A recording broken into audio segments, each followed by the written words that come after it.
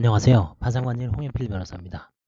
예, 오늘부터는 좀 거시적으로 개별 사례에 집착하지 않고 크게 개인 파산 사건에서 주로 문제되는 덩어리 위주로 예를 들어서 주택보증금, 상가보증금, 보험해약강압금, 보험금, 예금, 현금 이런 식으로 해서 그 다음에 마지막에 뭐 편파, 변제까지 개별적으로 한 30가지 정도가 됩니다.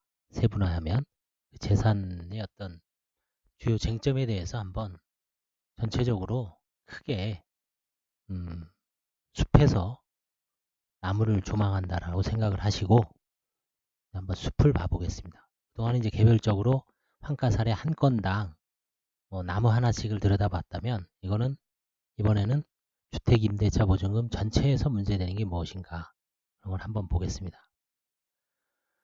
먼저 주택임대차 보증금에서 관제인 입장에서 바라보니까 신청 대리인들이나 채무자 여러분들도 관제인이 어떤 것을 주안점으로 보면 나중에 본인들이 신청을 했을 때 문제되는 점을 반대로 알 수 있겠죠. 관제인이 면담 내지 초안 작성 시 과거 10년을 들여다봅니다. 보통 주거지, 주민등록 초보는 태어날 때부터 현재까지를 다 내게 돼 있죠. 원칙적으로. 이 과정에서 당사자가 부지불식간에 시인하는 경우도 있습니다. 뭐 임대차 보증금, 주거경이라든가 이런 거를 옮긴 것을. 그래서 면담을 통하지 않고는 발견이 어렵거나 불가능합니다. 그래서 채무자가 낸 자료만으로는 발견하기가 상당히 어렵다. 이게 결론이고요. 뭐 직계가족에게 은닉하는 경우가 대부분이요. 직계가족이라면 뭐 부모, 자식, 그 다음에 이제 직계가족은 아니지만 배우자. 근데 이제 반계가족, 좀 처남, 매형, 시누이, 올케 이게 은닉하는 경우는 좀 발견이 어렵고요. 그 다음에 은행에서 대출을 받은 후 요즘 전세자금 대출을 많이 해주죠. 보증금으로 사용한 면제재산 초과 범위 보증금을 보유하고 파산 신청을 할 경우에 은행들이 질권을 설정하면 별 문제가 없는데요. 질권은 파산 사건에서는 별채권으로 취급이 돼서 파산 절차에 의하지 아니하고도 권리를 행사할 수 있죠. 근데 그러니까 질권을 설정하면 별 문제가 없는데 질권을 설정하지 않는 경우가 많습니다. 그 다음에 이제 어떤 특정 채권자가 파산 전에 가압류를 실행한 경우, 그 다음에 이제 금융기관에서 보증금 반환 채권을 양도한 경우, 주로 새마을금고 내지 신협 등 이런 제3금융권에서 담보 목적으로 양수받습니다. 이럴 경우에 환가를 어떻게 할 것인가가 문제 발생합니다.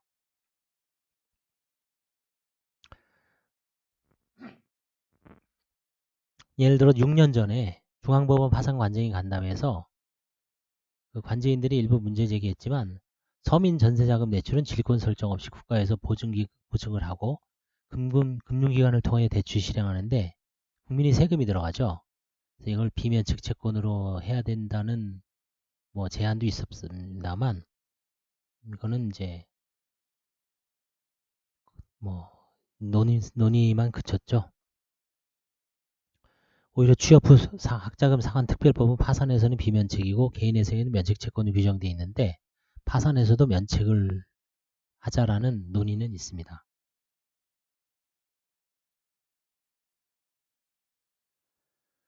그래서 이제 학자금 대출과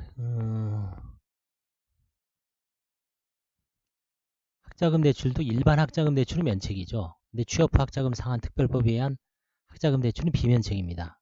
이렇게 구별하는 것 같지 이것도 입법을 통해서 해결해야 되는 논의도 가능하나 다른 중소사용업자 뭐 신보라든가 이런 데서의 그 신보 기보 신용보증재단 이런 데서도 면책이 되죠. 그래서 정책금융가의 형평상 반대하는 견해가 많습니다. 면제재산 범위를 초과하는 일부 보증금. 지금은 이제 3,700 이상이죠. 3,700. 지금은 이제 이거를 좀 바꿔야 되죠.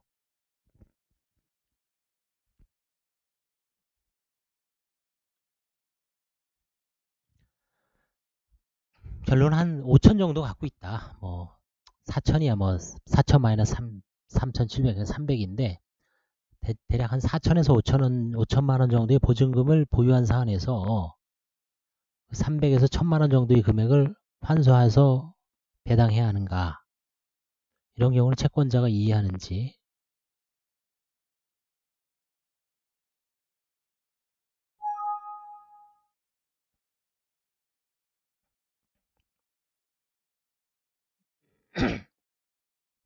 채권자가 이해하는지 당사자의 질병, 소득, 다른 재산 보유 여부 등을 좀 고려를 해야 되겠습니다.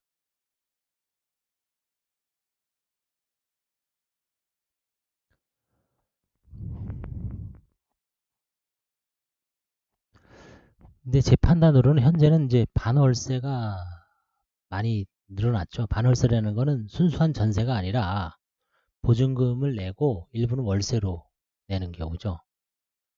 이런 경우에 가족 명의, 뭐 딸이나 배우자 명의 4, 5천만 원에 일부 월세 한 30에서 50 정도 계약을 이거 어떻게 할 것인가. 이게 뭐 설사 이 보증금이 채무자 거라고 하더라도 사실상 환가는 불가능하죠. 다만 채무자의 기여도가 입증되고 가족이 함께 모아서 좀 금액이 고액이다. 뭐 한 5천에서 1억 원 정도의 임대차 계약이라면 1,000에서 2천 정도는 환가하는 사안은 늘어나고 있었습니다.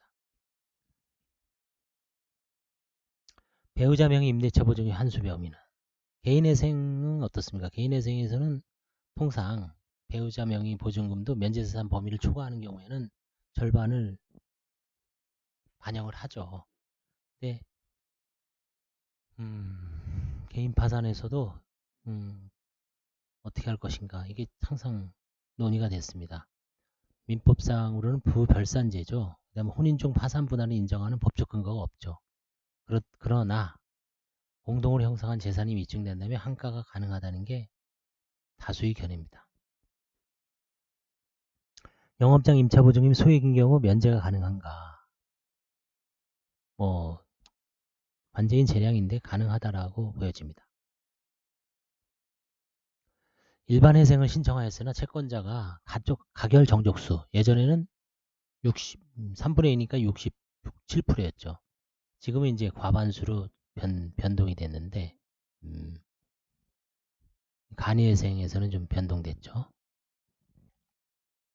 채권자의 가결 정족수 미달 혹은 채무 변제 계획 미행으로 폐지 확정 후 파산 신청을 하면서 청산 가치를 기존의 회생 계획 안에 적시된 것과 동일하게 파산 면책 신청서에 기재하였는지 여부 이런 경우가 이제 문제가 되고 있습니다.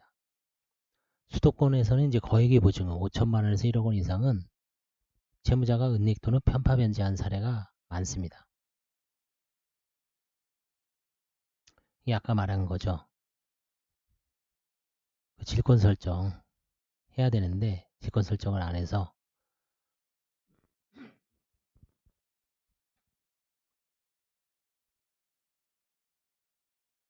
주택금융공사 관계자는 100건 중 두세 건 정도만 질권 설정을 요구한다고 되어 있습니다.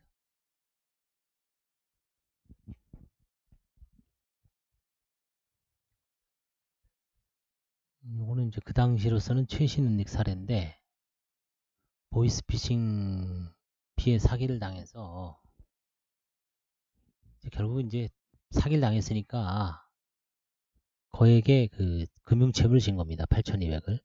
채권자들이 들어올 것 같으니까 보증금 1억 1천만 원을 계약 해지 후 반환받은 다음에 딸 명의로 신규 임대차 계약을 체결했습니다. 그 다음에 바로 배우자 협의원 신청하고 그 다음에 바로 파산 신청했습니다. 너무 눈에 뻔히 보이죠. 이런 경우는 이걸 가만둘 수가 없죠. 그래서 이런 경우에는 이제 대부분 뭐 금액이 문제지 환가를 안 할 수가 없습니다.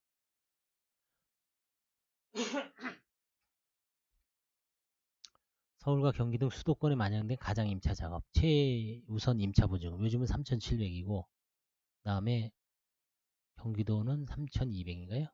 3,400. 그 다음에 뭐 시군구는 2천만 원, 1,700, 2천까지.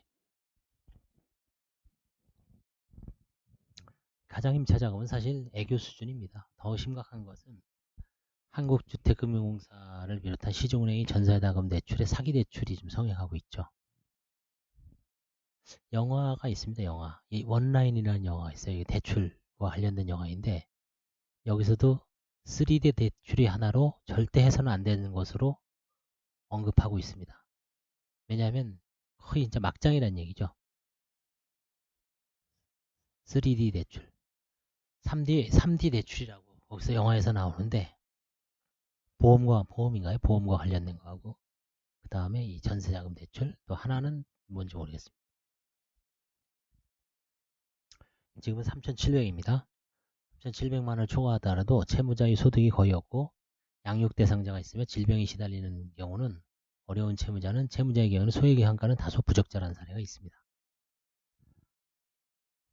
그래서 이제 2014년 1월 1일부터 3,200, 2016년 4월 1일부터 3,400, 그 다음에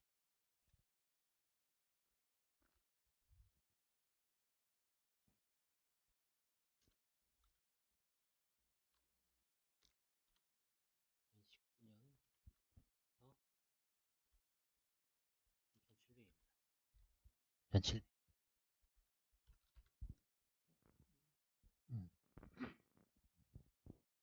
한 2, 3년 주기로 한 2, 300씩 오르는 것 같아요. 2, 300씩. 이제 조만간 2021년 정도에 이제 한 4천 정도 되겠네요.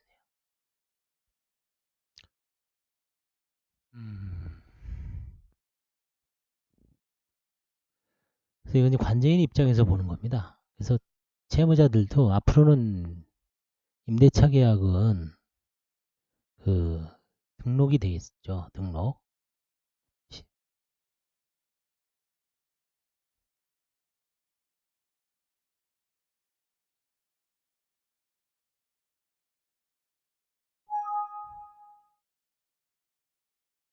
임대차 계약은 이제 등록이 되기 때문에 그 파산을 앞두고 이거를 갑자기 뭐 이전하기가 사실상 불가능합니다. 등록제로 운영되고 있다고 해도 과언이 아닙니다. 고액은 국가나 이런 데서 다 그 파악을 하고 있습니다. 확정일자 신청서라는 게 있어요. 내가 이제 계약을 체결해서 동사무소라든가 시군구청에다가 확정일자를 받죠. 아니면 뭐 온라인상으로 인터넷 등기소에다가도 받을 수 있습니다. 이 정보를 다 취합하는 것 같아요. 그래서 임대차 기간, 보증금, 임대인, 임차인, 인적사항이 딱 나옵니다. 나중에 파상관제, 나중에 소송에서도 이거를 사실조회를 하죠. 변호사들이. 당사자들이 사실조회를 해서 어느 정도의 재산이 있었다는 것을 입증할 수 있죠. 이혼 재산분할 사건에서도 그렇죠. 배우자가 몰래 빼돌려도 이런 거를 추적을 할 수가 있죠.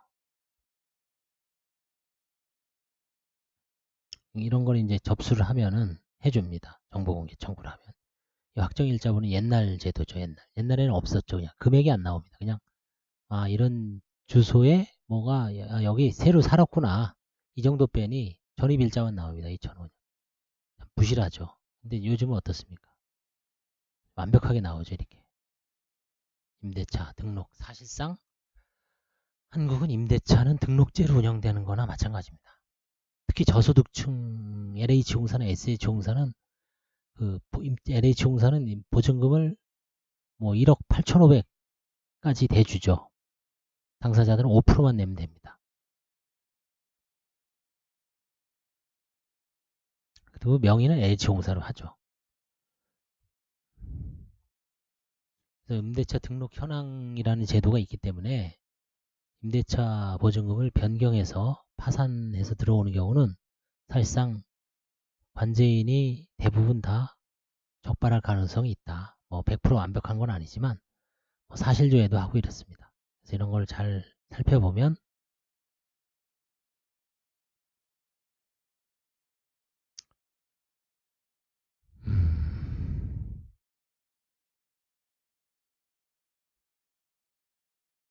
그래서 이제 구체적인 환가 및 포기 사례는 한번 전반적으로 훑어보겠습니다. 총 사례가 또 한 23개. 이게 이제 뭐 다 집계된 게 아니고요. 2018년 2월 12일까지니까 그 이후로 지금 한 2년치는 집계를 안 했다만 뭐 거의 비슷합니다. 대개의 그 사례는 뭐 이미 아까도 말씀드렸지만 가압류 집행 중인 보증금은 일단 환수를 할 수밖에 없고요. 왜냐하면 임대차 보증금은 집행 제한 범위 내에 3,700까지는 집 가압류가 되지 않죠. 그러니까 그를 초과하는 걸만 합니다. 대부분 다 면제재산 범위를 초과한 경우는 일부를 한수했어요. 이거는 아마 그 당시 기준으로 3,200이면 한 4,000에서 5,000원 정도였죠. 배우자 명의 보증금 이제 환수한 경우, 그다음에 임대차 보증금을 집행공탁하는 경우가 있습니다. 채권자가 이거는 지금 큰 금액입니다. 2억 원이니까 금융기관에서 채무자의 보증금을 임대인을 상대로 집행 가압류를 해놓으니까 집주인은 나가라 하고 쫓아내고 그 남은 보증금, 세를 월세 같은 거라든가 아니면 그냥 손해배상된 거를 공제를 하고 집행공탁을 합니다.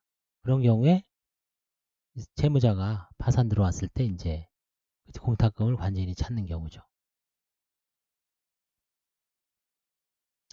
이 아까 말씀드린 보이스피싱 사기 후 보증금을 빼요. 딸 명의로 새로운 계약을 체결합니다. 그리고 배우자하고는 이혼하고 바꿔치기 하는 거죠.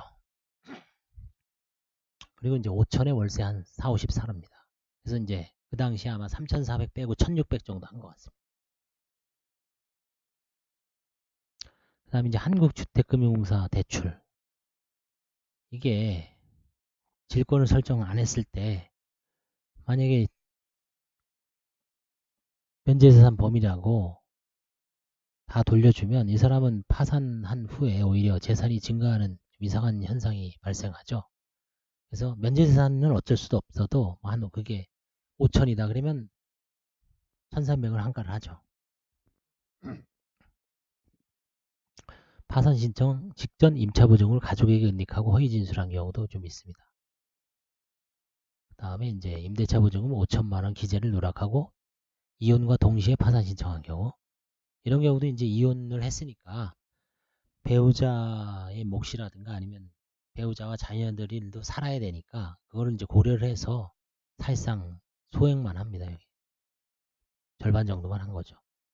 면제재산 범위를 빼고도 배우자 걸 또 하고 뭐 양육비 고려하고 심한 경우는 안 하는 경우도 있겠죠. 부동산 매각 대금을 이제 가족에게 우회해서 임대차 보증금으로 바꿔놓치게 하는 거죠. 이런 경우는 이제 부동산 매각 대금이 뭐 한 1억 정도 됐는데 남은 금액이 뭐 한 5, 6천 정도 될 때 문제가 되는 거죠. 남은 금액이 만약에 1, 2천이다. 1, 2천을 딸 명의로 세를 얻었다. 넘어가야죠. 그런 경우는. 항상 보증금을 여기서 환가한 경우는 아셔야 될 게 3,700만 원은 거의 절대적으로 보장해 준다. 그거 하나만 알고 계시면 됩니다. 그러니까 이게 환가된 사람들은 그 이상을 바꿔치기 하거나 은닉했다는 거를 고려를 해야 됩니다. 물론 아까도 말씀드렸지만 시점이 3,200, 3,400, 3,700 계속 올라왔기 때문에 그 해당 시점에 시차도 좀 봐야 됩니다.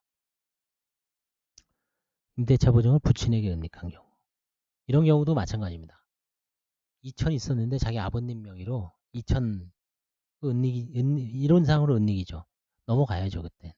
근데 이런 경우는 아마 면제재산 항상 초과하는 범위를 이제 은닉한 경우가 많습니다.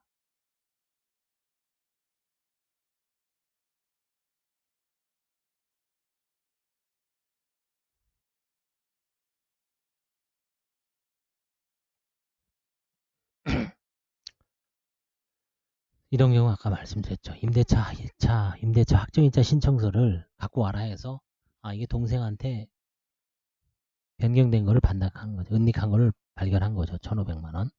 부친에게 은닉한 경우 국민주택기금 대출 채권 누락후 파산 면책 신청.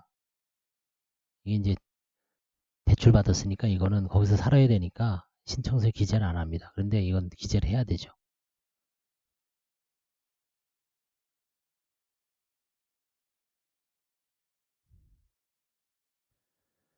그래서 이제 딸 명의 보증금 1,500만 원 모친 명의로 변경한 경우. 대부분 가장 명의로 변경하죠. 배우자 명의로 변경. 그 다음에 이제 포기하는 경우도 있습니다. 가끔. 면제재산 범위를 초과하더라도 뭐 딸을 홀로 양육한 점을 고려해서 포기하기도 합니다.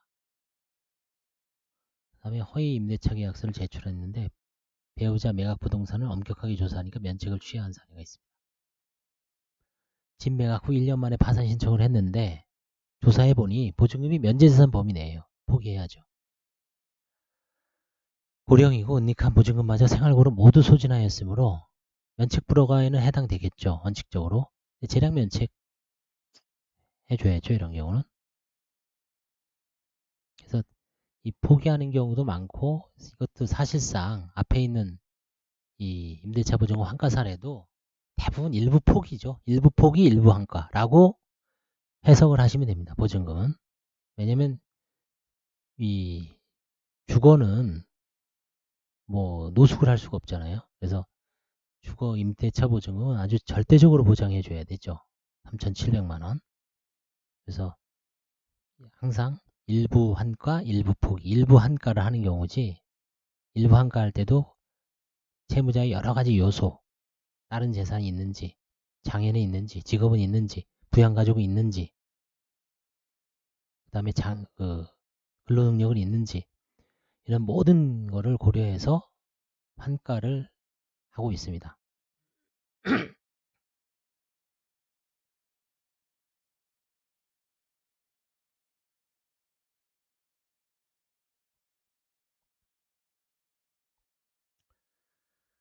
이거는 이제 처음에 이건 구파산 사건입니다. 예전에 이게 아마 거의 제가 첫 사건일 거예요. 이게 첫 사건.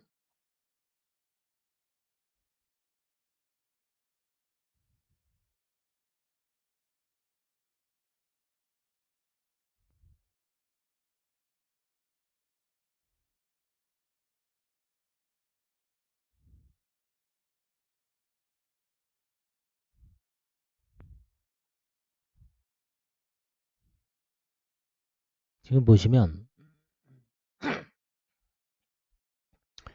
예전에 이게 14번까지 있었어요. 분명히 재산 목록이. 어느 순간 15번으로 싹 15번 친족의 재산이 들어옵니다. 근데 이번에 2020년 2월 1일부터 다음 주부터는 다시 이걸로 바뀌었어요. 요새 이렇게 보니까 14번 상속재산, 친족재산은 이제 기재 안 하는 걸로 했죠. 그래서 채무자거 위주로 보고 배우자 안 봅니다. 부친 안 봅니다. 모친 안 보고요. 자녀들 안 봅니다. 원칙적으로. 예외적으로 봐야 될 사유를 관제인이 소명을 해야 됩니다. 그래서 임대차 보증금은 요즘은 환가가 거의 없습니다. 이게 아마 제가 보기에는 워낙 그 주거 환경이 악화되는 거하고 관련돼 있어요. 집값이 많이 폭등하죠. 그러다 보니까 서울에서는 4천에서 5천 정도의 전세는 없다고 봐야 돼요. 4천에서 5천 정도면 월세가 한 50에서 100 정도 되는 반월세이기 때문에 그 월세를 부담할 정도의 소득층은 파산 들어오는 경우는 없다고 봐야죠. 아니면 있어도 뭐 가족들이 부담을 하되 결국 그런 분들은 서울에서는 거주할 수가 없겠죠. 그래서 제가 보기에는 경기도로 나가야죠. 서울 인구가 점점 줍니다. 970만. 경기도는 1200만인가요? 계속 늘어나고 있어요. 외곽 신도시는 계속 확장이 되고 있죠. 그러면 주거 2시간 정도로 걸려서 서울로 출퇴근하시는 분들이 많죠. 그런 분들은 이 임대차 보증금 뭐 은닉하고 자시고 할 것도 없죠. 그래서 보증금이 은닉돼서 또 요즘은 이제 전세자금 대출이 거의 활발히 이루어져서 뭐 굳이 보증금을 주거에 대해서는 역대 어느 정권보다도 전세자금 대출을 확대를 해서 그게 이제 뭐 갭 투자라든가 또 뭐 자기 집 전세 주고 전세 대출 받고 이런 부동산 투기의 어떤 집값을 상승하는 요소로서 작용해서는 부작용도 있었지만 전세자금 대출을 많이 해주죠. 요즘 신혼부부도 그렇고 젊은 친구들도 전세자금 대출을 상당히 확대를 해서 소득에 관계없이 그 전세자금 그 임대차 보증금 환가는 많이 사라진 것 같습니다. 그래서 관제인 입장에서도 이제 차분하게 조사를 하되 그냥 과거의 어떤 추이를 살펴보고 그리고 이제 신청 대리인들이나 채무자들도 이 지금 관제인 보고서거든요. 이게 지금 제가 뭐 여러 강의에서 아마 그 포맷 박스 있잖아요. 최근 주거 이력이 10년을 딱 친밀 이걸 계속 조사를 해요. 면담을 하고. 그래서 이걸 토대로 해서 상담을 한번 해보는 것도 좋습니다. 점검을 하는 거죠. 아, 내가 이제 10년 전에 집이 있는 게 문제가 될 수 있겠구나. 근데 뭐 그게 경매로 넘어갔어. 그러면 경매 배당표라든가 이런 걸 잘 징구해서 내면 뭐 특별하게 은닉된 게 없다는 게 소명이 되죠. 그 다음에 10년간의 직업 이력. 잘 나가는 시절도 있었겠죠. 근데 대부분 이제 파산한 후에 소득이 별로 없고 이런 건 이제 그 세무서의 사실증명 8가지 서류에 의해서 충분히 소명이 됩니다. 파탄 시기 및 원인, 좀 어려워진 이후에 부도가 나거나 빚을 제대로 못 갚은 사정에 대해서 이건 이제 관제인이 간단하게 요약한 거지만 보통 채무자들은 뭐 2장, 3장, 길으면 뭐 여러 장 쓰는데 한 2장, 3장, 4장 정도가 넘지 않도록 기술을 하면 됩니다. 가족관계 이런 건 다 기재하게 돼 있죠. 같이 사는지 뭐 그다음에 부모는 누가 부양하는지 이런 거는 이제 채무자에 대한 전반적인 사정을 보기 위해서 어렵게 사는지 뭔가 좀 애로점은 없는지 그다음에 뭔가 또 채무자의 어떤 진술과 달리 이례적인 상황에 처한 건 없는지 이런 거를 좀 들여다보는 요소죠. 사실은. 그다음에 파산 채무를 봅니다. 발생 시기라든가 채권자의 수. 개인 채권자가 많으면은 이게 주소 보정이 어렵기 때문에 예납금이 증대되는 요소도 됩니다. 재단 채권, 명의자 재산, 5년 처분 재산, 이제 전현 배우자 부모 재산 이거 다 없어지죠. 이제. 그래서 이제 채무자 위주로 그 조사를 하기 때문에 이 보증금은 환가되는 경우는 이제 아마 거의 없지 않나 싶어요. 있어도 아주 소수고. 그래서 예, 오늘은 임대차 보증금 환가의 그 문제점과 추이, 전반적인 어떤 경우에 환가를 하는지 전체적으로 한번 살펴봤습니다. 감사합니다.